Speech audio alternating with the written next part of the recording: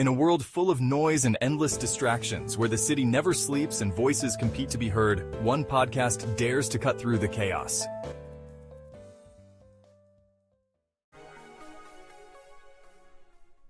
Welcome to the Oracle 19 podcast, where truth meets thought and bold ideas spark conversations that shape our urban world.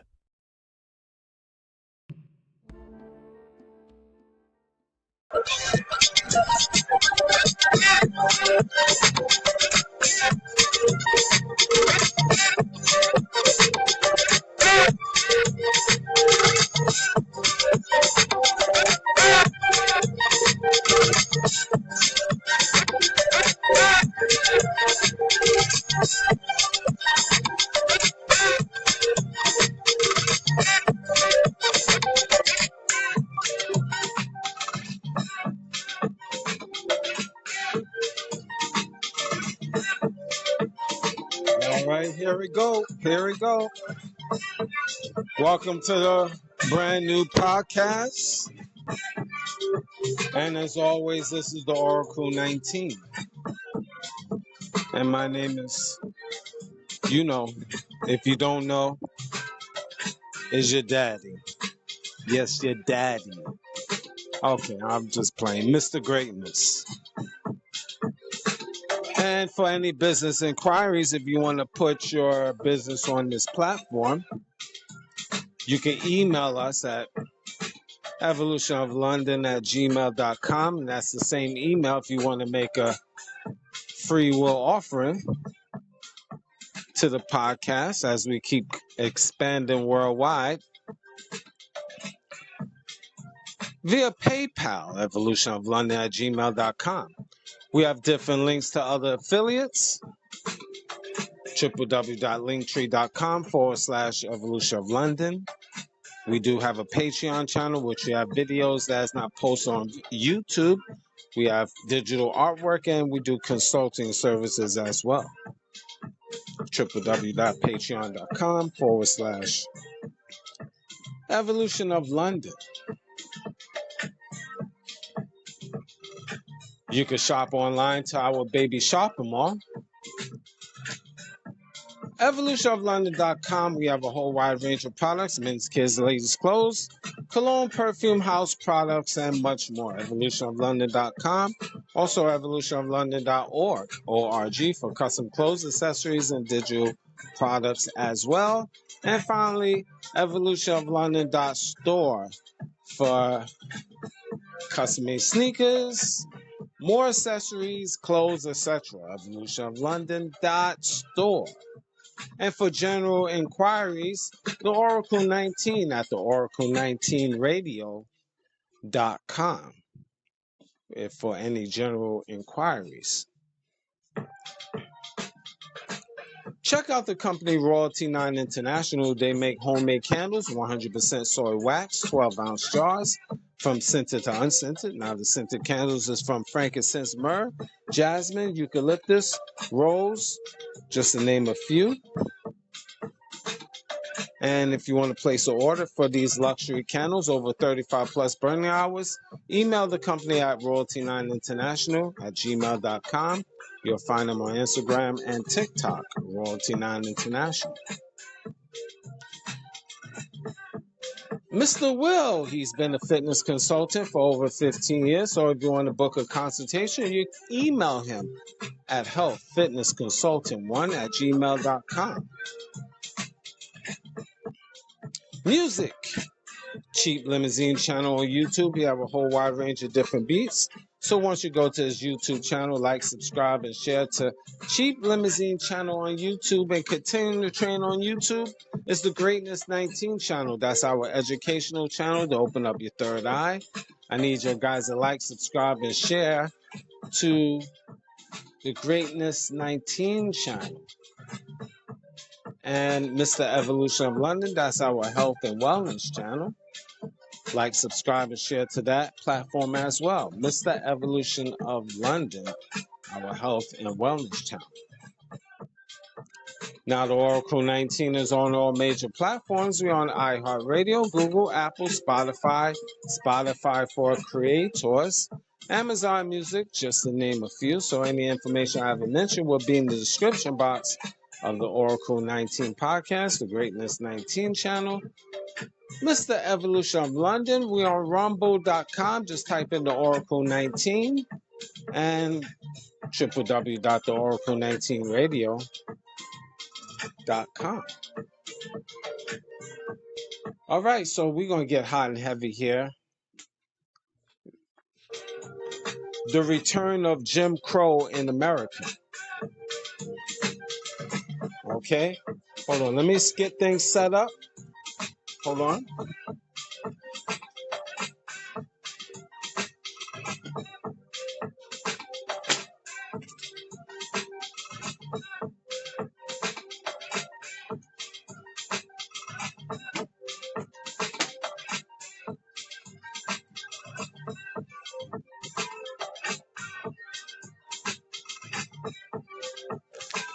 Yes, excuse me. I want to get my tea ready, my system here ready, microphones ready, and let's go. The return of Jim Crow in America. Now, a lot of my listeners, foreign listeners, not really familiar of the word Jim Crow, Jim Crow, Crow. What is Jim Crow? Now, I'm going to give you a little history lesson. So I'm going to read off some information for you. All right, so, all right. What is Jim Crow? Okay, the phrase Jim Crow originally came from the 19th century. It was a minstrel character, a racist caricature, meaning just where white entertainers in the early 1900s painted their face black and performed in front of white crowds and made fun of black people. Now, over time, the name became shorthanded for the entire system of laws and customs that are enforced racial segregation in the United States. And in more clear terms, the word Jim Crow came about, like I read, white people, white entertainers particularly, painted their face black and made fun of black people in a derogatory way. That word Jim Crow. And that was in the early 19th centuries. You can Google that. Go in Google or go on YouTube the word Jim Crow, and you will get more visual understanding. So we're going to walk this nice and slow. Now, Jim Crow refers to the legal system, legal and social system of racial segregation.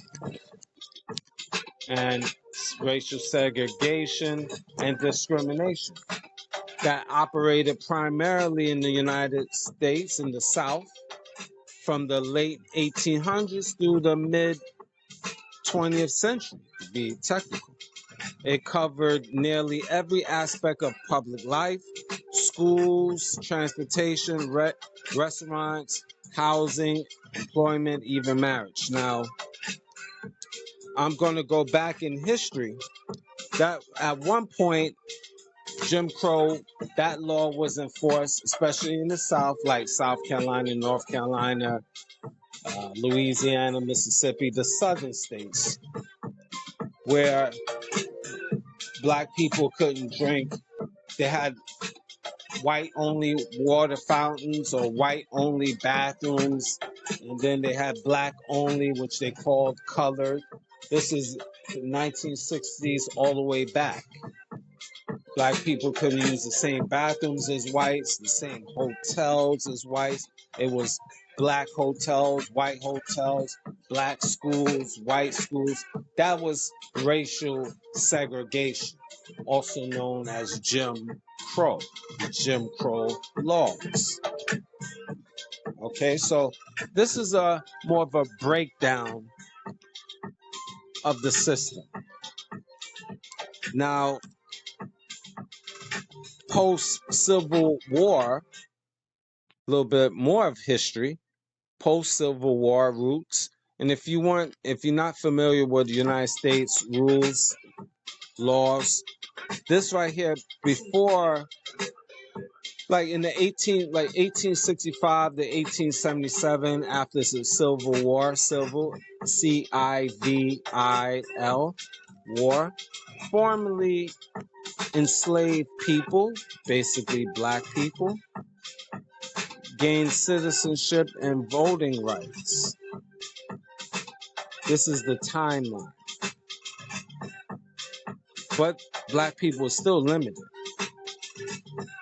Federal troops, well, actually, let's backtrack. Citizenship, voting rights was amended in the 13th, 14th, and 15th Amendments. During Reconstruction, federal troops protest these rights. White supremacists backlash followed, like the KKK used violence to intimidate black voters. Now, in the translation, as black people was gaining citizenship, the government was giving black people rights in the 1800s, well, 1865, 1877, roughly. After slavery, when black people was officially free under the law, we was gaining citizenship via United States and the right to vote through the amendment, the United States Amendment, the 13th, 14th, 15th Amendment. I'm just giving you more of detailed format. Now, in this time frame, white supremacists such as the KKK, Ku Klux Klan, they didn't want black people to vote. They wanted to still keep it in the slave era. So they used violence and hung black people and so forth, so on, to intimidate black people from not voting. Now, stay tuned to the word hanging, because that's going to come up later in the show. Okay, so walk with me. That key word, hanging, lynching, you're going to hear that again as I'm sipping my favorite tea, moringa, with a little sprinkle of wormwood. Now, this is, again, the return of Jim Crow in America. This wasn't in effect. I'm giving you a little history lesson of Jim Crow, and I may bring that up to speed. But again, walk with me. We're still in the past. So these laws separate blacks and whites from schools, transportation, restrooms, as I mentioned. The Jim Crow laws, also called black codes. Black codes, CODES. That was enforced in the South, especially southern states. For you Canadians, when you hear the word South, you think in the whole United States, because yes, it's south of Canada. But when I mention South, I mention the southern states, particularly, again, North Carolina, Virginia, South Carolina, Louisiana, Mississippi, just to name a few of the southern states. Now, there was laws. The U.S. court ruled that separate but equal facilities were constitutional, giving legal cover to segregation. It's 1896, Pleiades versus Ferguson. Life under Jim Crow, early 1900s to 1940s. Daily life was rigid, rigidly separated, I should say. Again, separate schools, separate hospitals, neighborhoods, water fountains, etc. This carried over in the 1900s, even to the mid 1940s, etc. And black people was terrorized by white supremacists. Lynching was enforced in the early to mid 1900s. Now, there was, during World War II, things shift slightly from 1940s, say late 1940s and the 1960s especially. You had Brown versus the Board of Education, 1954, which struck down schools that was practicing segregation in places like Alabama, which was a hotbed of exercising the Jim Crow laws. Well, just put it bluntly, white supremacist laws. But the Brown versus the Board of Education, 1954, struck that. So civil rights movement started from that. The Montgomery bus boycott, 1955, the Freedom Ride, 1961, Martin Luther King and other members march during this period. And there was the March on Washington, 1963, which brought more of a national attention.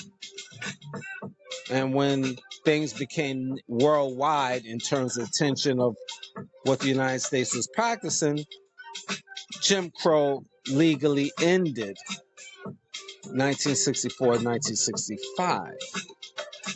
Legally. But here's a twist. In some small white communities, they still practice indirect Jim Crow laws. Like Tariq Nasheed used the word sundown, white sundown towns, I'm paraphrasing. And there's places in Mississippi and South Carolina, North Carolina, just to name a few states, small towns in those states that where it was majority white, they still exercised racial separation indirectly. So your first free black people technically was born, the ones that was born after, let's say, I just rounded off 1970 and on. That's your really technically first generation of so-called free black people. Because if you was born before 1965, you still had to deal with segregation. So let's just say you was born in 1967, but in the 60s there still was a lot of stuff going on. Martin Luther King got shot, Malcolm X, and so still things was hot and heavy. So I will just round it off to a cool 1970. I know a lot of you don't understand, but just walk with me. That's what technically I would say when black people, whoever was born 1970 on, was born under being free from, legally from Jim Crow. So I always say that's the first free, totally free black people. Technically was people born 1970 on. So that's not too, and that's not long ago. 50 years is not really a lot. 50, or a little bit over 50. So the Jim Crow laws ended then. I know a lot of you is bored because you don't understand this, but this is more of a history lesson. Something, especially you black people, need to know wherever you're from.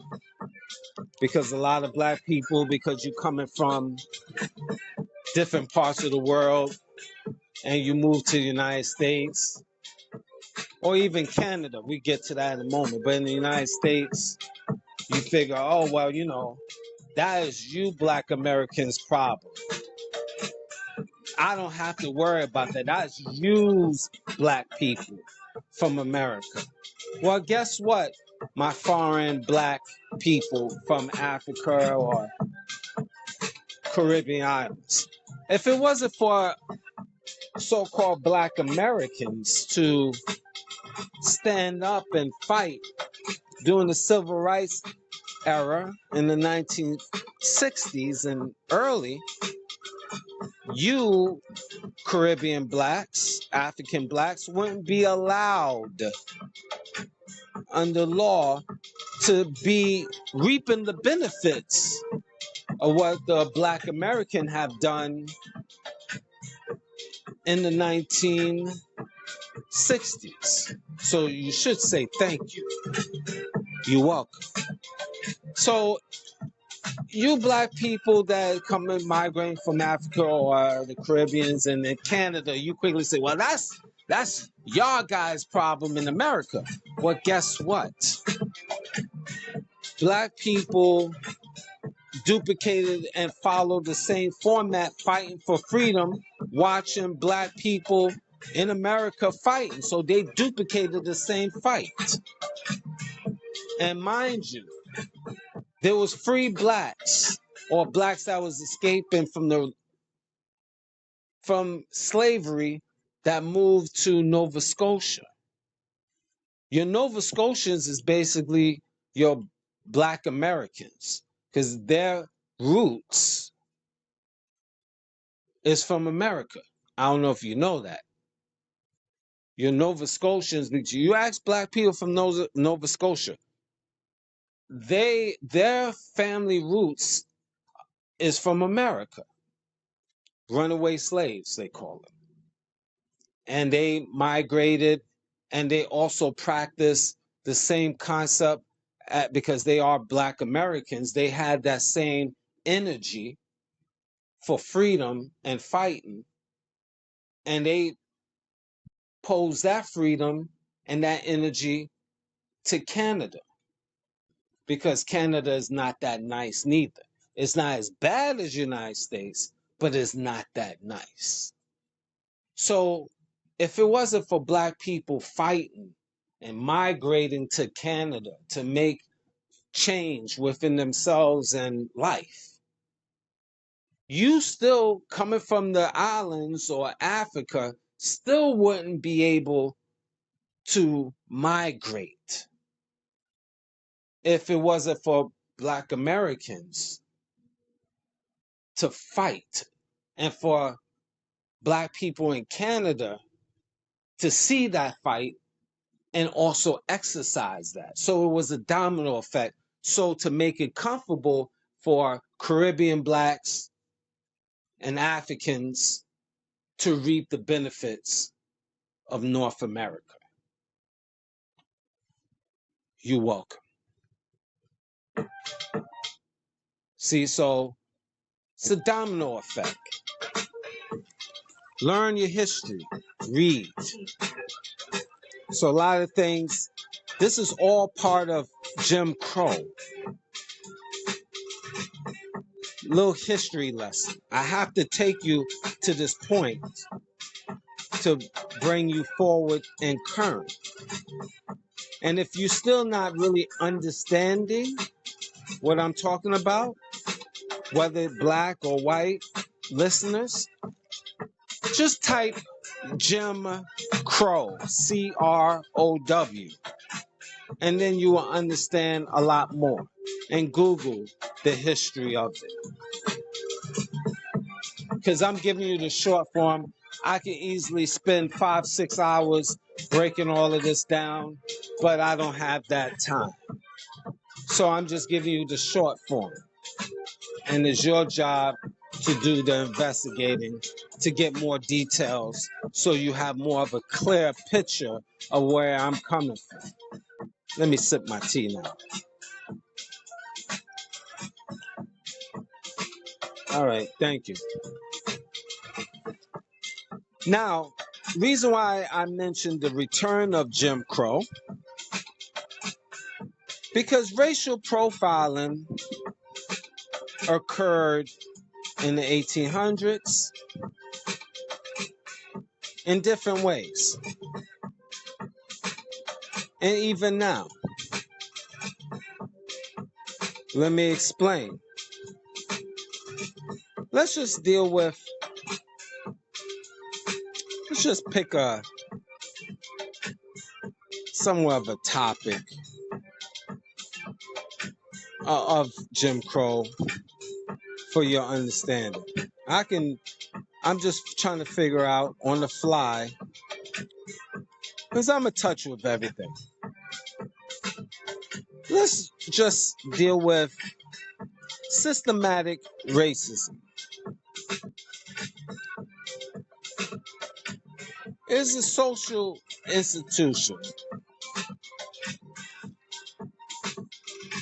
And see, a lot of people get it mixed up with direct racism. Being called a certain name, and then you will say, oh yeah, that's racist. But systematic racism is intertwined with Jim Crow, the Jim Crow laws. What do I mean? You see, here's the reality. The race of people that is in power in the United States are white. Just in case you didn't know. And they're gonna hire who they want to hire. Well, okay, fine. But let's say, for example, you have qualifications higher than the white man. The black man have higher education, higher qualifications, but the white man is made still to be CEO of a company because his connection is built with his complexion. His connection is built with his connection. His connection is built with his color of his skin. Maybe I'll clarify it that way. Or maybe I even simplify it more, because you'd be like, I'm lost, Mr. Greatness, I'm lost. Him being a white man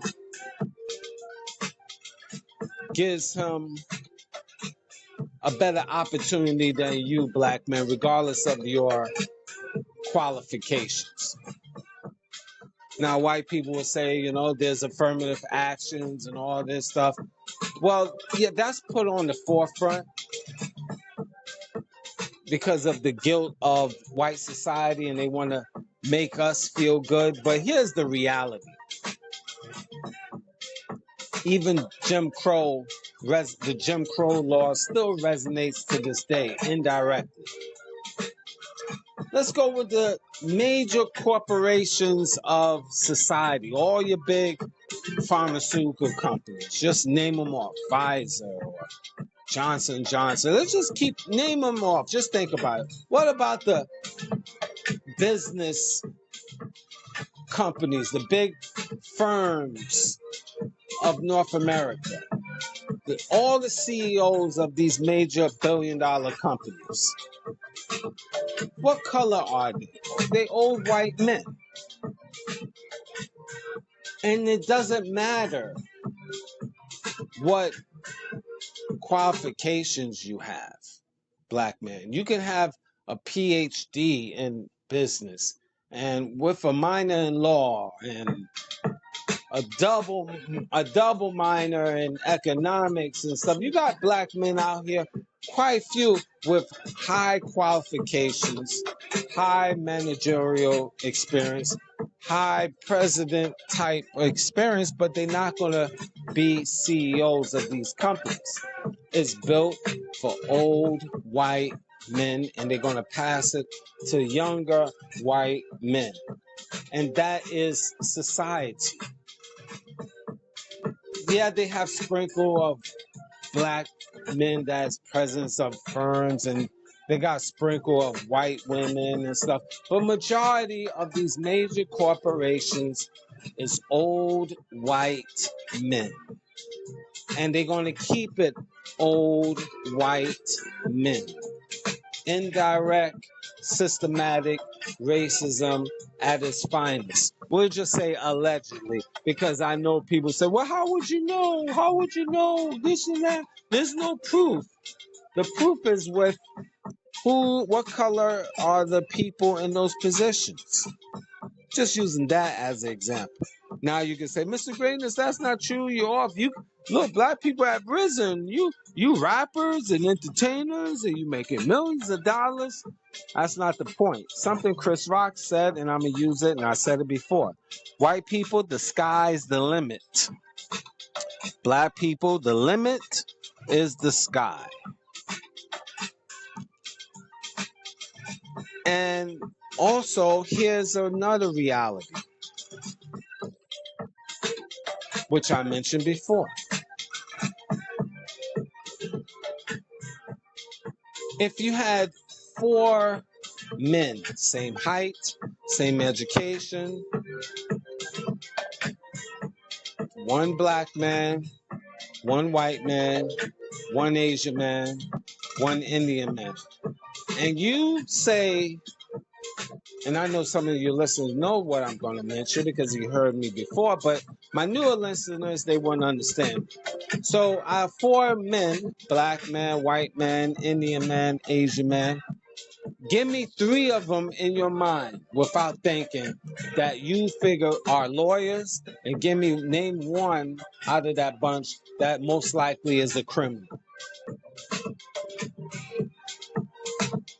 I say it again nice and slow, just in case you don't understand me. There's 4 men, and out of 4 men, 3 of them are lawyers. Which one is the drug dealer, most likely, or the criminal, most likely? You have 3 lawyers, 1 criminal. Which one most likely are the lawyers? Which one are the criminal? You got a black man, white man, Asian man, Indian man. You tell me. Give me 3 of them right now that are most likely the lawyers and 1 that is the criminal. I know. Indirect, systematic white supremacist ideologies that have been passed down from generation to generation. And that right there will hinder a black man even finding work because his perception, he has to be 3 times as good than any other race. And that still might not be a good enough because in the perception of people, he's a savage. Structural racism. Hope this making a little sense. So there's already a built-in disadvantage from black people. There is already a disadvantage because the perception is already there. It's built in to these races. They feel that automatically. So there's an unequalness because it's already put out there. Return of Jim Crow. It's not a return, it's always been here. It's just indirect. When you're looking for a house, your real estate agent of that area might give you a hard time. You might have to show, not might, but a lot of times a black person got to show more identification than his white, Asian, Indian counterparts. Perception.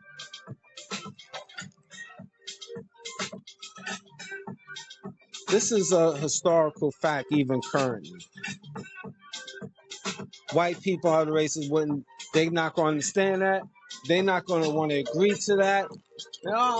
You can get a place, you can do this and thus, and so it's twice as hard.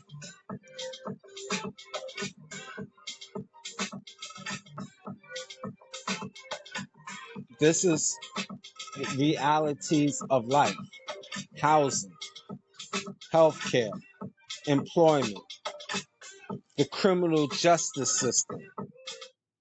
And that's factual. A lot of lawyers of all races have mentioned that, how black men are treated a lot more unfairly than the white counterpart. Two crimes, same crime.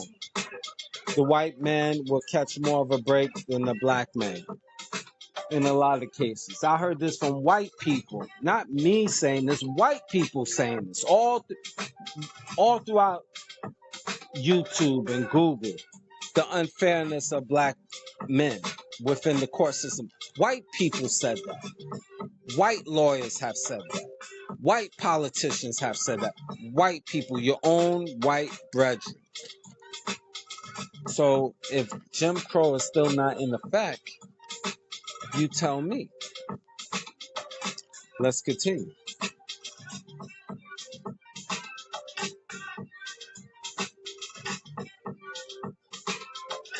This is why it's a lot of generational wealth differences, biasness,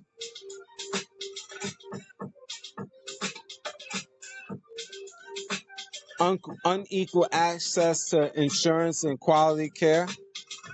If it's bad, so-called hood neighborhoods, you would call it, or bad neighborhoods, or where black people live majority, the food is not going to be better quality. The healthcare, is not healthcare in any black neighborhood. This is known. The hospitals is not the best quality. If you live in Brownsville, Brooklyn, or East New York, everybody from the area know Brookdale Hospital. That hospital's trash. But you got white neighborhoods, their hospitals is on point. I know. I lived in white neighborhoods. And I know about their supermarkets is better quality. Their health care is better. Hospitals. It's just how it is. Indirect racism. Biasness. Jim Crow 2.0. Same thing with the school system. This is the reality.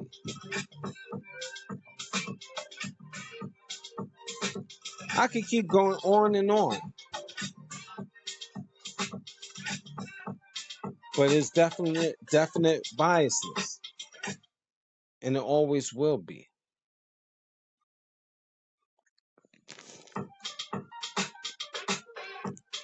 There's so much going on in this society. And a lot of times black people is stuck on stupid. We get caught up in what we call the okie doke. You might get your neighborhood white man, white woman that smile at you and conversate with you, and you just be like, oh, but white people is not bad. They're good white folks out here. I'm not saying yay or nay in this point. But the system of white supremacy via Jim Crow laws is still in effect, but it just can't be direct. It's not direct like it used to be, but it's still there.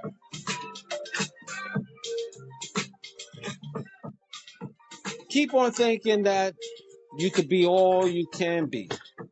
Yeah, you could go to school. Yes, you can get a job. Everything is not put out in front of your face no more directly. Indirectly is just as worse as directly. Again, most of us black folks are stuck on stupid. That everything is still sweet. Jim Crow is over, been over. We don't have to worry about that. And this is how you get bamboozled, as Malcolm X used to say, hoodwink, run them up.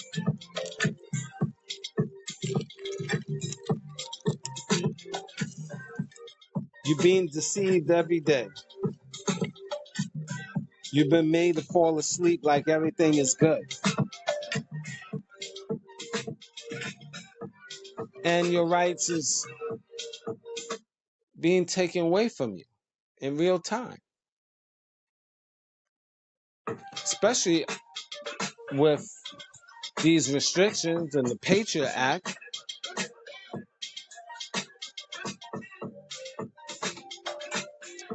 The stop and frisk, since we're talking about legal. All of this came about recent, after, the Patriot Act and during 9/11, and after that, all of these little laws. And then in the city, the stop and frisk, which give them a right, they, white supremacist race soldiers, the opportunity, just like it was in slavery, to walk up on you without no just cause and question you. Let me see your ID. Again, if you go back in slavery, let me see your freedom papers. And if you don't show your freedom papers, they'll beat you up. Back in the days. Well, guess what? The stop and frisk is a similar thing. They see a black man randomly. They stop a black man. They question the black man. Black man might say, "Hey, why? What did I do wrong?" Shut up. So you got no right to talk now. You have no right to question the cop because he's white and he say so and he got the badge and the gun, right? So you're a man. So you talking to another man. You have a right, God-given right. You question another. How come I'm being stopped? White cop might say, put your hands behind your back. Then you ask, why, officer? I didn't do anything. I'm asking a question. Shut up. Now you got to turn around. He put the cuffs on you. So you might be squirming because the handcuffs is too tight. Now he screams, you resisting arrest. Now he's punching you in the ribs. And now you're getting beat up. So is there a big difference from back in the 1800s to now? You was beaten up back in the 1800s and you being beat up now. Just in a different way. And then you being charged with resisting arrest and hitting the officer. Made up stories. Just like in the 1800s. They claim black man was looking at a white woman. Now he get lynched or beat up. Most likely lynched. Like Emmett Till. They said he looked at a white woman and they beat him to death. Look that up, Emmett Till.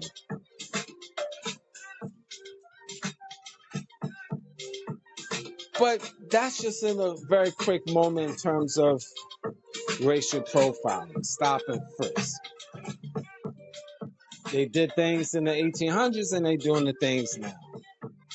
So is that not form of Jim Crow? Racial profiling? Maybe Mr. Greatness is off. Maybe you can help. And let's talk about the lynching, which I mentioned earlier. You know, it's prevalent for if black people talked they back to a white man or looked at him in his eyes, because you're not supposed to look at a white man in his eyes. Keep your head down, Negro. Now you're being charged or beaten up or killed. Delete, alter, delete, control, alter, delete. Basically. What about now, Mr. Greatness? 20-year-old young man in Mississippi, college student, was found hung recently. And then I was told, a friend of mine, Carlito, that it was a black man in Prospect Park in Brooklyn. It's not confirmed, but it just was mentioned. He was hung. And there's been a few cases throughout the years where black people was found hung. Now, here's the logic. How many black people that you know would just want to hang themselves? With all these drugs that these black men in their neighborhoods could overdose on and put themselves to sleep while they giggling or giggle themselves to sleep and then they die, why would they pick something that takes a lot more work and just want to hang themselves?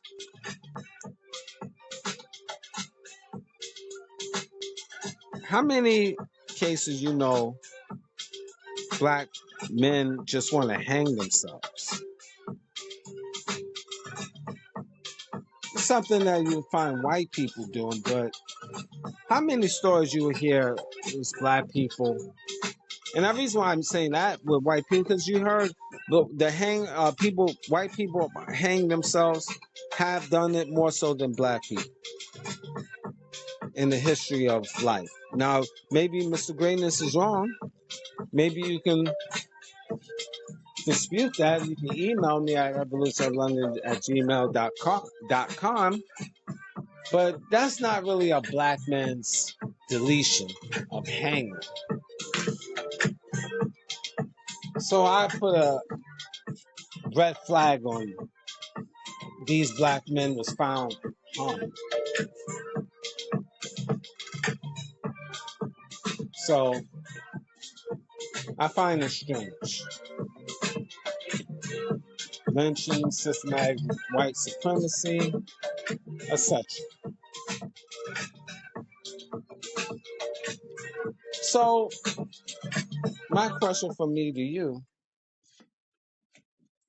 all of this lynching or so-called hanging was being done during the Jim Crow era and the highlight of the Jim Crow era. What's going on in this day and time? So the return of Jim Crow in America, personally, I think it's always been here. Black people, black men especially, you gotta be very careful how you move in this day and time.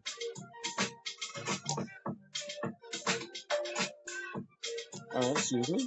Gotta drink some more tea here. You have to be so careful how you move, and especially areas where you're not majority. Too many things is going on. And you to pray, black man. You're not being protected. Nobody cares about protecting you. Nobody cares about your feelings, black man. Matter of fact, they want you extinct. They want you eliminated from the face of this earth, allegedly. So you have to protect your neck. The return of Jim Crow in America. Like, subscribe, and share. Pass the information worldwide. Subscribe to the channels. And again, thank you for your continuing support and listening of the shows over time. Blessings to you.